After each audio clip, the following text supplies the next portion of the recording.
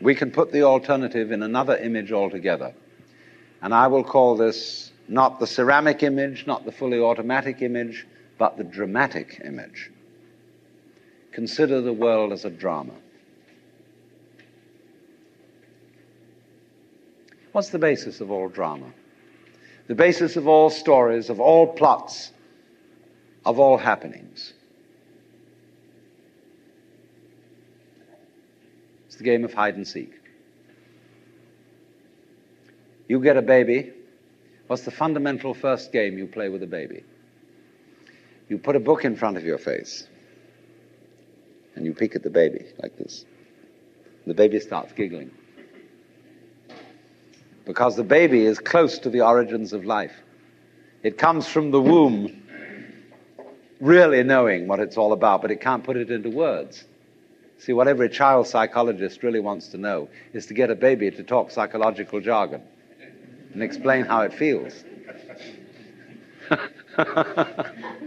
But the baby knows. You do this and this, this, this, and the baby starts laughing. Because the baby is a recent incarnation of God. And the baby knows, therefore, that hide and seek is the basic game. See, before, when we were children, we were taught 1, 2, 3, and ABC. But we weren't sat down on our mother's knees and taught the game of black and white. That's the thing that was left out of all our educations. That life is not a conflict between opposites, but a polarity.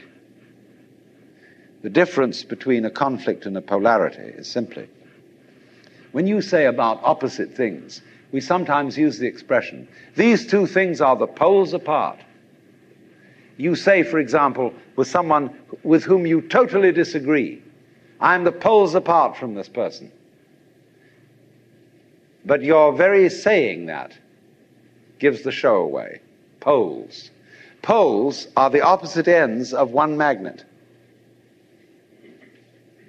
And if you take a magnet, there's a North Pole and a South Pole. All right, chop off the South Pole, move it away. The piece you've got left creates a new South Pole.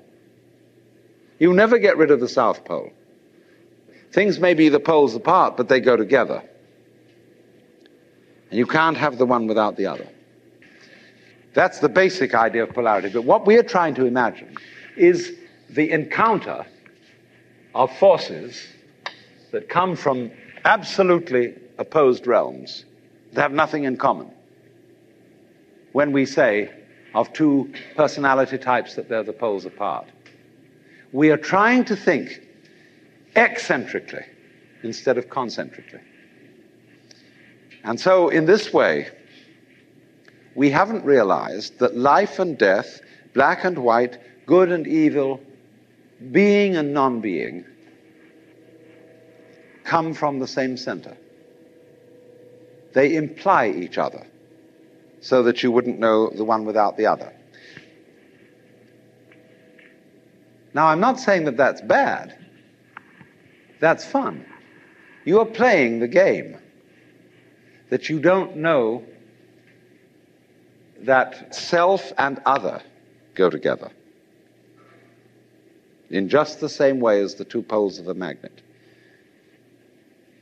So that when anybody in our culture says, slips into the state of consciousness where they suddenly find this to be true, and they come on and say, I'm God, we say, you're insane.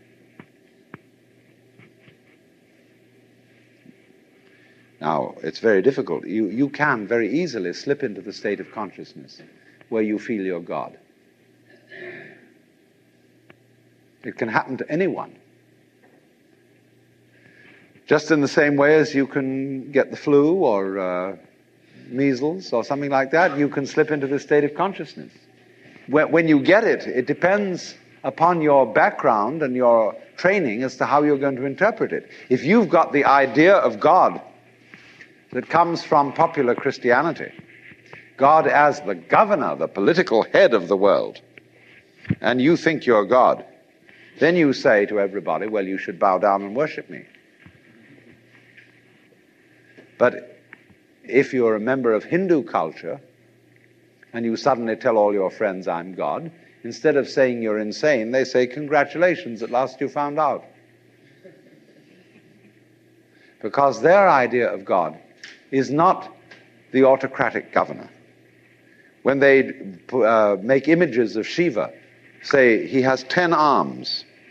How would you use 10 arms? It's hard enough to use 2. You know, if you play the organ, you've got to use your 2 feet and your 2 hands, and you play different rhythms with each member. It's kind of tricky. But actually, we're all masters at this, because how do you grow each hair without having to think about it? Each nerve. How do you beat your heart and digest with your stomach at the same time? You don't have to think about it. In your very body, you are omnipotent in the true sense of omnipotence, which is that you are able to be omnipotent. You are able to do all these things without having to think about it. When I was a child, I used to ask my mother, of course, all sorts of ridiculous questions that every child asks. And when she got bored with my questions, she'd say, darling, there are some things we're just not meant to know. Well, I said, will we ever know? She said, yes, of course, when we die and go to heaven, God will make everything plain. So I used to imagine that on wet afternoons in heaven, we'd all sit around the throne of grace and say to God, well, now, why did you do this? And how did you do that? And he would explain it to us. Heavenly Father, why are the leaves green? And he would say, because of the chlorophyll. And we'd say, oh.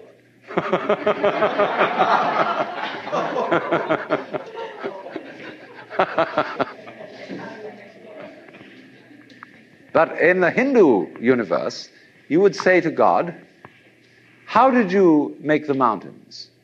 And he would say, well, I just did it. Because what you're asking me for, when you ask me how did I make the mountains, you're asking me to describe in words how I made the mountains. And there are no words which can do this. Words cannot tell you how I made the mountains any more than I can drink the ocean with a fork. A fork may be useful for sticking into a piece of something and eating it, but it is no use for imbibing the ocean. It would take millions of years. So it would take millions of years. In other words, you would be bored with my description long before I got through it if I put it to you in words. Because I didn't create the mountains with words. I just did it. Like you open and close your hand. You know how to do this, but can you describe in words how you do it? But you do it. You are conscious, aren't you? Do you know how you manage to be conscious? Do you know how you beat your heart? Can you say in words, explain correctly how this is done? You do it, but you can't put it into words. Because words are too clumsy. And yet you manage this expertly for as long as you're able to do it.